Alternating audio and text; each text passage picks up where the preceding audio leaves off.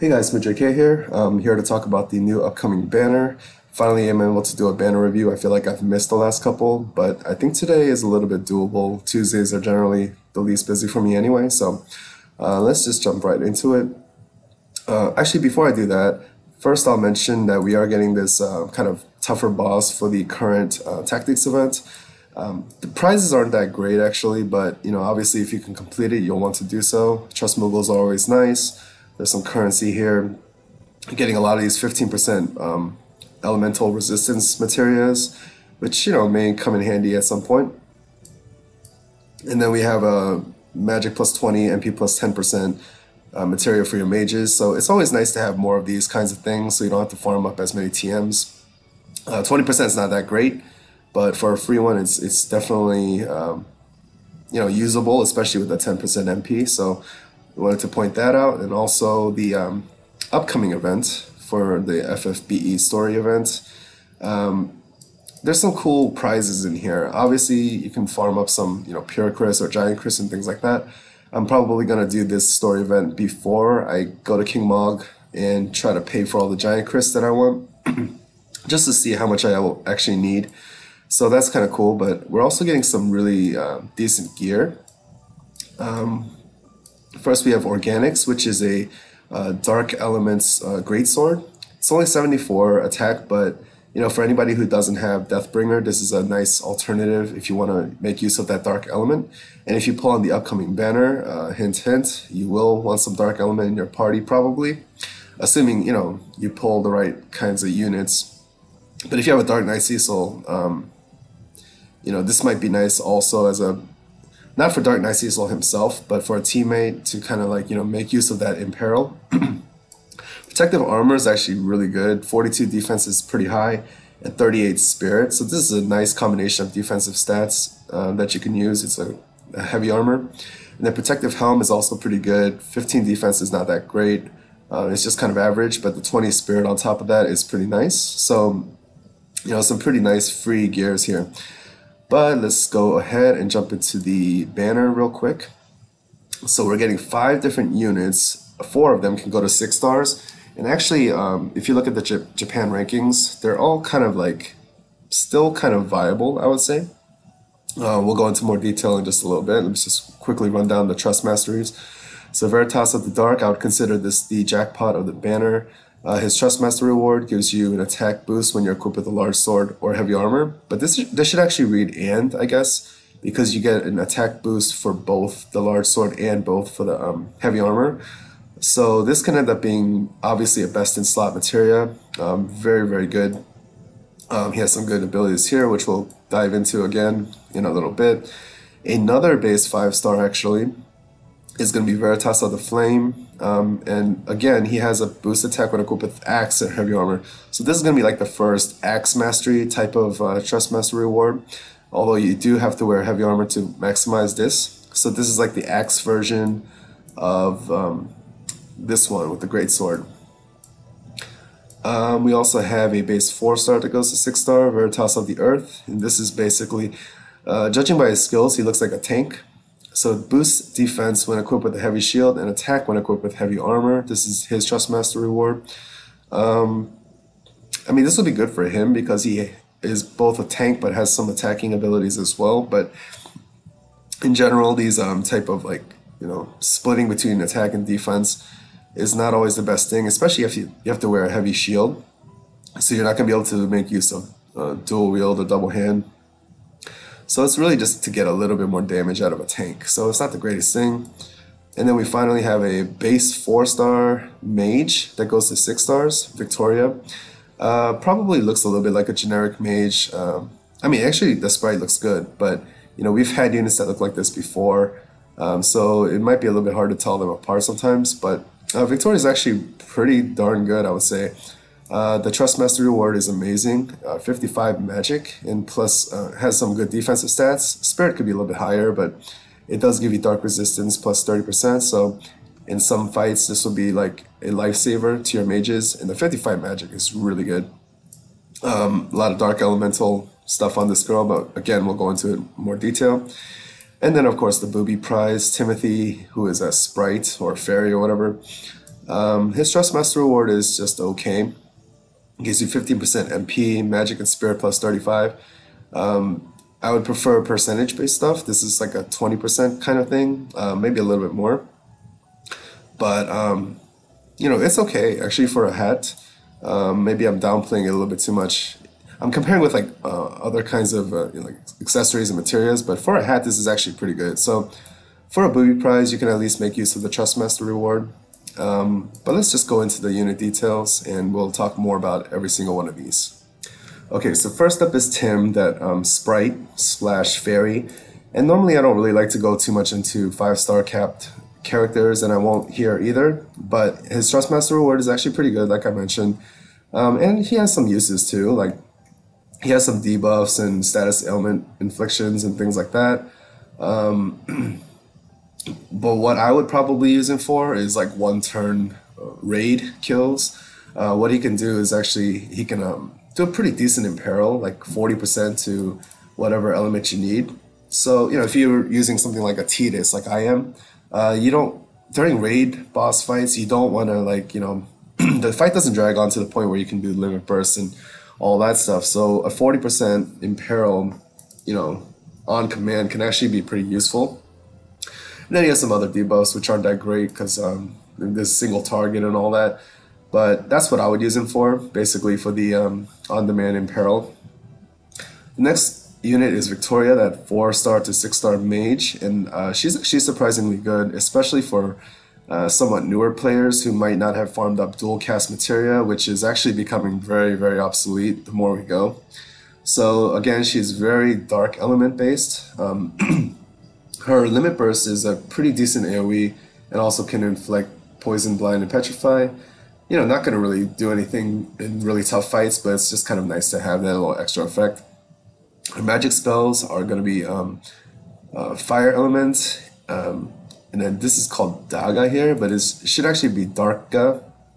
It's a the Aga level of dark abilities or elements, so that's nice to have. What I would probably use her more for is the Faraja. This is spelled funny here. But like we have with Ash, Shia Tandaja, you just kind of like you can dual cast it, you can build up the power the more times you use it. And obviously having a fire version of that would be useful in some cases, depending on the boss's, element weaknesses and things like that. So that's a really nice spell to have. The dark element is pretty new, so having Darka and Faraja is a nice combination already. Meteor, just kind of like for all purpose, if you want to be sure that they're not going to resist the element. Again, dual cast is becoming obsolete because this unit also comes with an innate dual cast, or innate dual black magic, I should say. It's actually a pretty important distinction. The magic stats are pretty good. The passives, 30% here. You can get an extra 40% here if you put on a hat and robe. The other stuff is just kind of pretty standard. This evoke magic is actually pretty good, I think.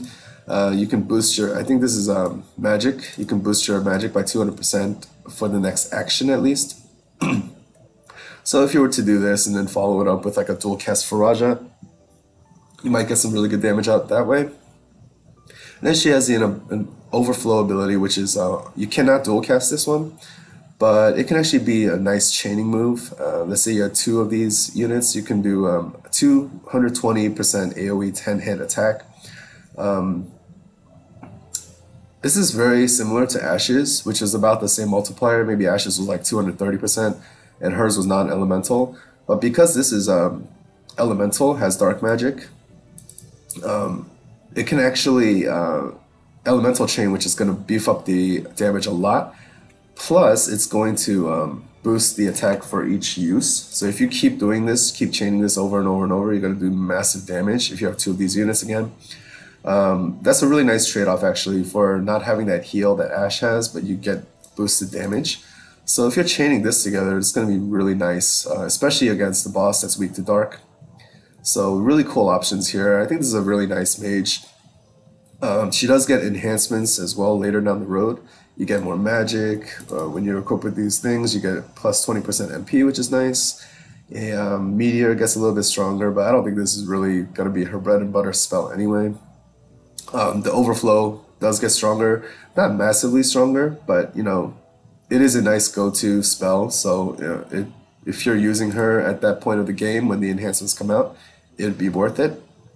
So all in all, pretty decent mage, especially for again newer players. And you know, mages aren't the best thing in the meta right now, but there are going to be situations where she's going to be very useful for you.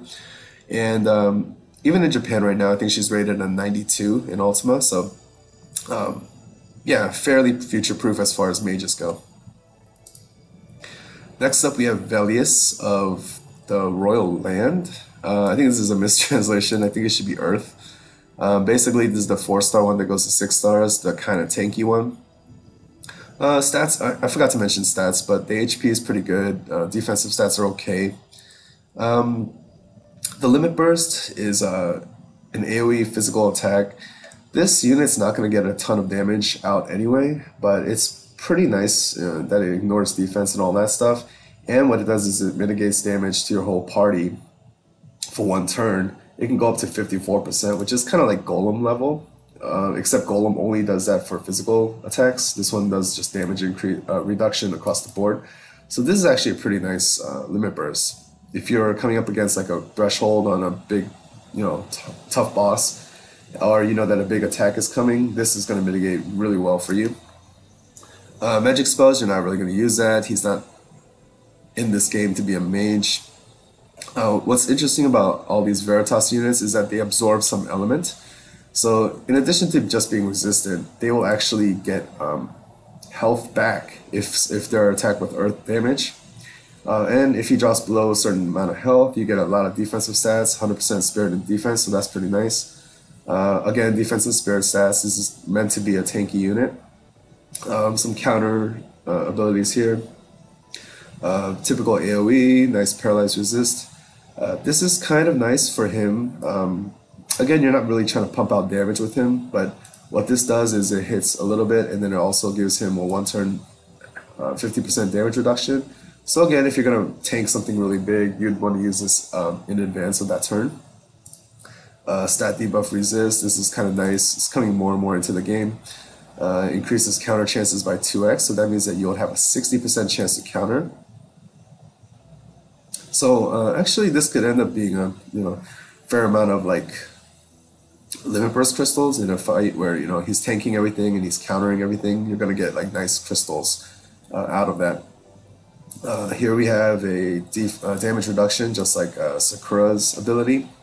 30% HP, AoE, 100% earth resist, so this is really nice for the party. He doesn't need it, of course, because he'll absorb earth anyway. So if you're up against like an earth boss of some type, the 100% earth resist is going to be awesome. Self, again, damage reduction and stuff like that. Okay, so this is like another bad version of like a tanking ability where it's only 20% to defend allies from physical damage. I think this is kind of like Wrestler's. It's better than nothing, but not really something like you can really rely upon.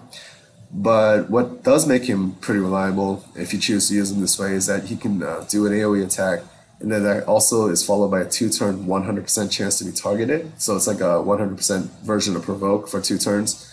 This is really nice, very reliable, so that's what makes him a good tank, I think, not this Guardian ability.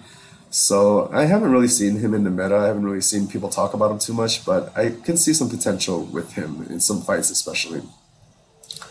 Velius of Burning. This is supposed to be like the Fire Velius, or the Flame. This is actually a base 5-star that goes to 6-star and gets 30% with an axe and also another 30% with heavy armor, so that's a total of 60% for the Trustmaster reward.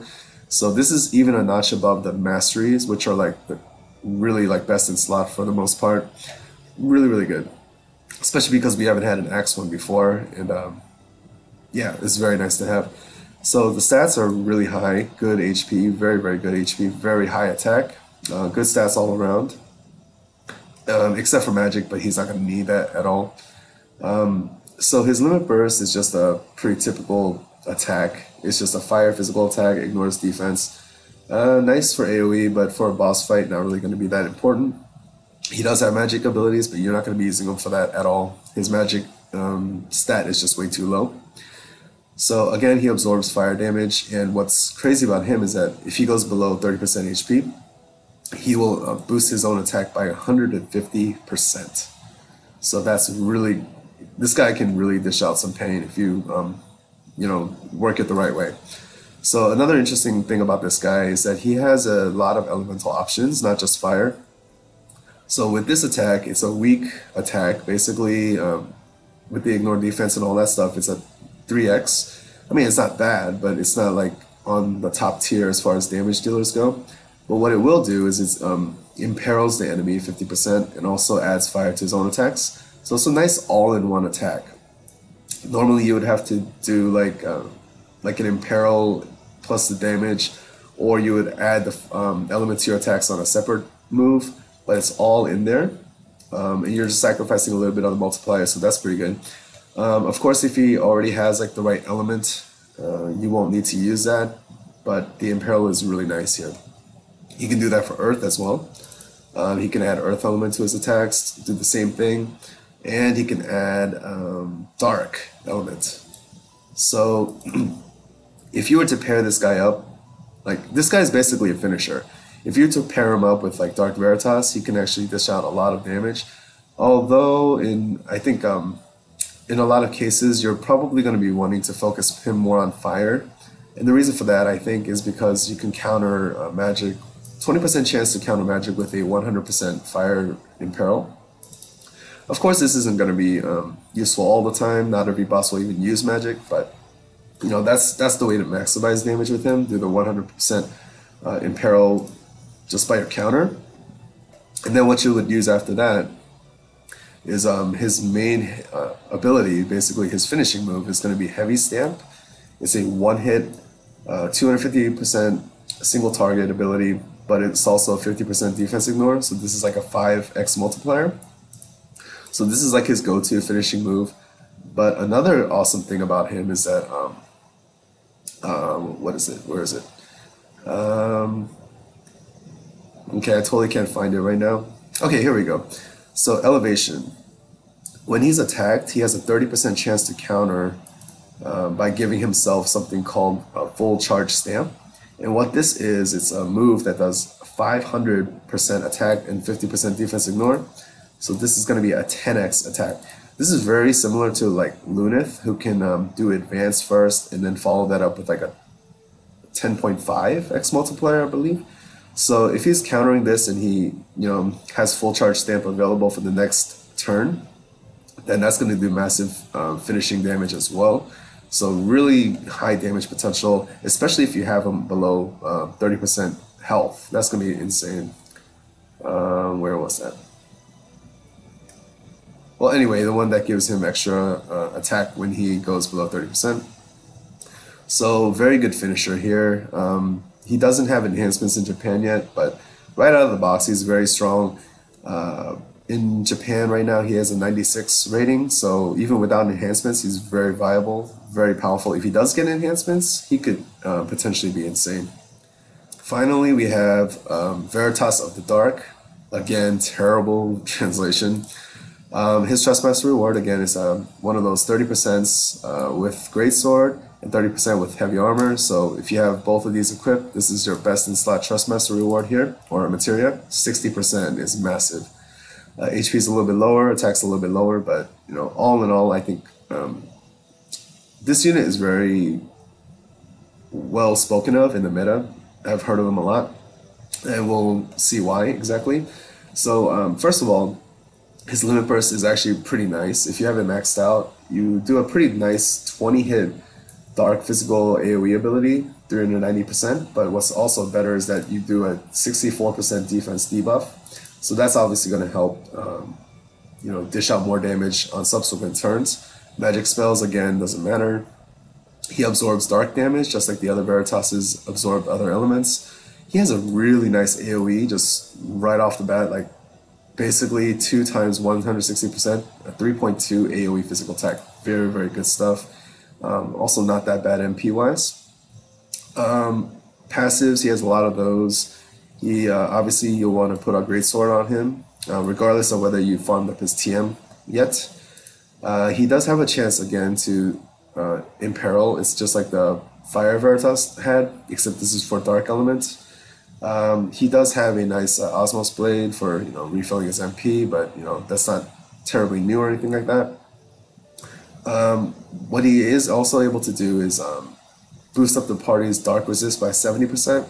It's not 100% like we've seen before, but it is pretty nice. And he gives himself some status immunities as well. Auto refresh is nice. He also has that AoE damage reduction thing that Sakura has, so I guess this is becoming more common as well.